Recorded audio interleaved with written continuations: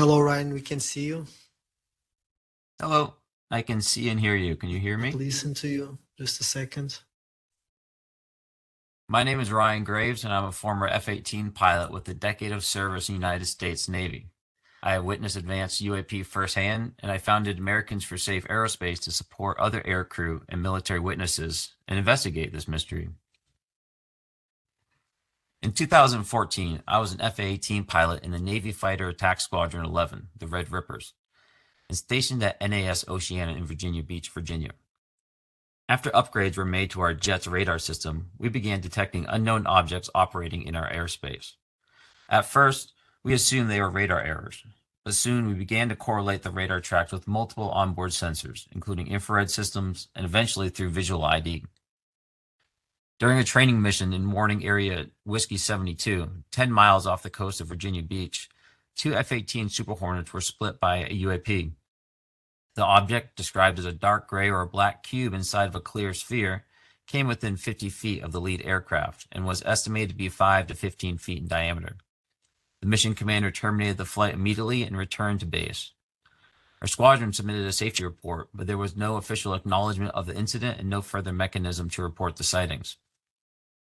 Soon, these encounters became so frequent that aircrew would discuss the risk of UAP as part of their regular pre-flight briefs. The UAP we encountered and tracked on multiple sensors behaved in ways that surpassed our understanding, appearing motionless against hurricane-force winds, accelerating to over Mach 1, and outlasting our fighter jets. This experience, shared by many other aircrew along the eastern coast, continues nearly a decade later, and the identity of these UAP remain unknown. Recognizing the need for action and answers, I founded Americans for Safe Aerospace. We believe that UAP present an urgent priority for both aerospace safety and scientific inquiry. Our focus is on improving public education of UAP, breaking stigma, and working towards better transparency and disclosure. The U.S. military is taking this issue seriously because it continues to detect hard-to-explain events in defended airspace.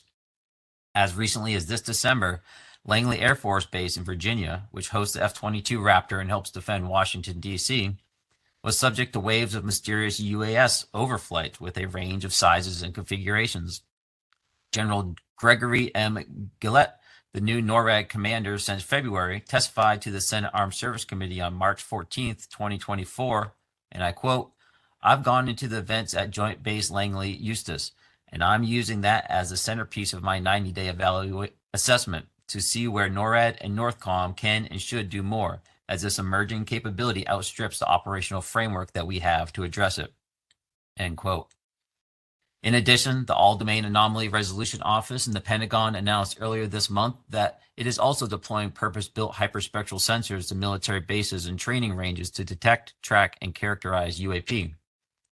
Simply put, the American military knows there is a domain awareness gap around small form factor objects and is working to close it.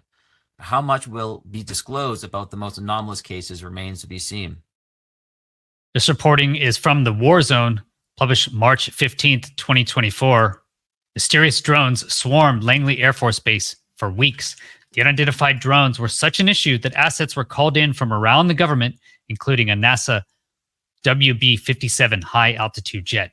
Ryan Graves also mentioned the Langley incursions in his introductory statement at the European Union UAP conference. He made those comments March 20th at the European Union UAP conference in Brussels. This is a pair of F-22s on final approach into Langley Air Force Base. If you look right off the coast here, going this direction, is Whiskey 72. So that is the airspace right there is where Ryan Graves said they saw these crazy UAPs.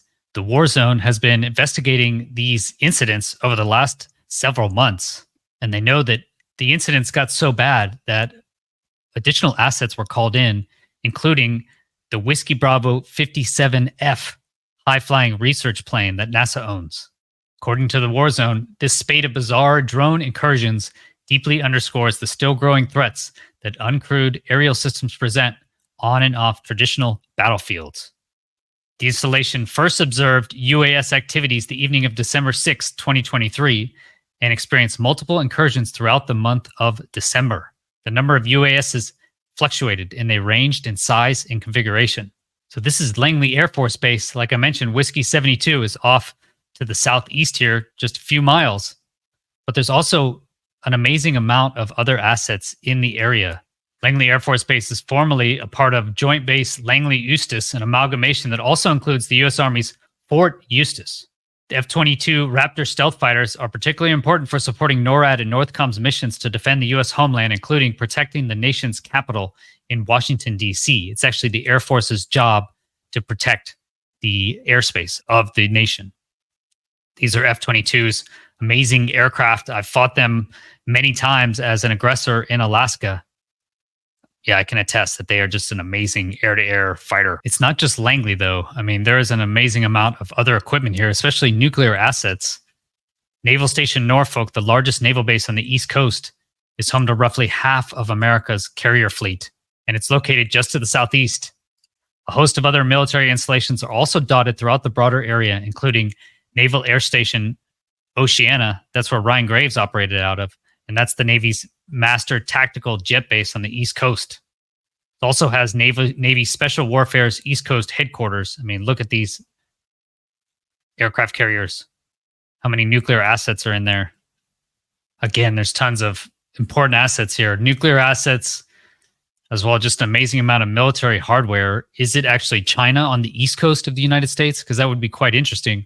Or is it people operating drones just in the general area? Is that what sparked all this activity? Or is it UAPs? Could it actually be UAP incursions are picking up, or now they're actually taking them seriously? The War Zone reports, although the mysterious drone incursions extended beyond Langley, the situation prompted a serious response and caused significant reverberations throughout the U.S. military. Having a base tasked with defending American airspace and its airspace getting penetrated for weeks on end is clearly not the best look, especially after major lapses in domain awareness and air defense capabilities were recently spotlighted by the Chinese spy balloon saga. This is the new general in charge of NORAD, Air Force General Gregory Gillett, at the ceremony. He said his first days on the job has been all about UASs, primarily UASs, meaning what are these things getting into their airspace? And look at the assets that they called in. Plane spotters already knew that there was a flurry of activity using online flight tracking software. They knew something unusual was going on in the skies around Langley and the rest of the Newport News area in December. So this included what looked to be Air Force F-16 fighters conducting combat air patrols supported by aerial refueling tankers. That was around southeastern Virginia on December 12, 2023. So December 12, 2023, they had 8 F-16s, 4 tankers, and 2 separate combat air patrols. This looks like over DC is 1 combat air patrol, and then over Virginia, that Langley area, right? Another combat air patrol.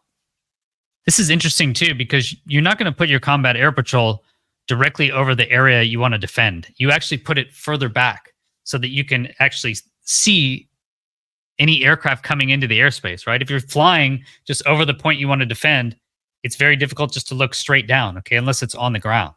So the fact they put their caps right over Langley Air Force Base is interesting. So in this way, it looks like they're looking to the east, out over the airspace. Whiskey 72 is right here. So their cap that they put over Langley, it looks like it's looking out into the airspace, try and see what's flying in the airspace. Also interesting is that NASA's Whiskey Bravo 57 imaging platform came and flew circular orbit right around Newport News, so basically around Langley Air Force Base. He was in 75 knot winds and was able to fly this perfect circle around Langley. You can see Langley Air Force Base right in the center there. Whiskey Bravo 57F. There's only 3 of them at NASA, high altitude surveillance airplanes. They used it actually to get imaging of a SpaceX mission. And as I mentioned, to support Langley imaging operations. So this is their cameras and the funny bull nose on the front with its turret, multiple types of cameras installed in its nose. Must be electro-optical and infrared, I would guess. The War Zone reports NORAD has been conducting its routine mission of aerospace warning and aerospace control. The War Zone reached out to NORAD via NORTHCOM back in December, and NORAD said they have been conducting its routine mission of aerospace warning and aerospace control, we can confirm we conducted flight activities over Virginia various times over the past couple of weeks. U.S. Northcom has been coordinating with the FBI, as is consistent with the Combatant Command's coordinating role. We have you to refer to the FBI on the nature of that law enforcement issue. When the war zone contacted the FBI, they declined to comment. And again, they contacted them more recently, last week, and the FBI again declined to comment. So no one's talking. This is F-16. That was the aircraft I flew for 18 years. Amazing aircraft, flying with the F-22. Larger twin engine stealth fighter. F-22 is an amazing aircraft. It's unbelievable. Very difficult to fight. The Whiskey Bravo 57 was tasked in December in support of NASA's SpaceX CRS-29 commercial resupply services mission and imaged the spacecraft upon its return to Earth. While in the area, the aircraft provided additional imaging support in Virginia. So what was it doing flying in Virginia near Whiskey 72 during all of these drone overflights? So you can imagine, after Ukraine especially, how effective drones could be, right? F-22s, while they're in the air, are extremely difficult to shoot down. I can promise you they are very difficult to shoot down. But on the ground now, imagine if you just had a bunch of small UASs, right? Small drones coming in with explosives. That's what the generals are worried about, is small drones coming in and harming these aircraft when they're on the ground. If you had a swarm of these drones. But as Ryan Graves said at the European Union UAP conference, could these drones also be UAPs? It seems a huge coincidence that the drones that Ryan Graves and his squadron repeatedly saw on the radars in Whiskey 72 are not related to these drone systems again. Was there a UAP flap in Whiskey 72 back in December?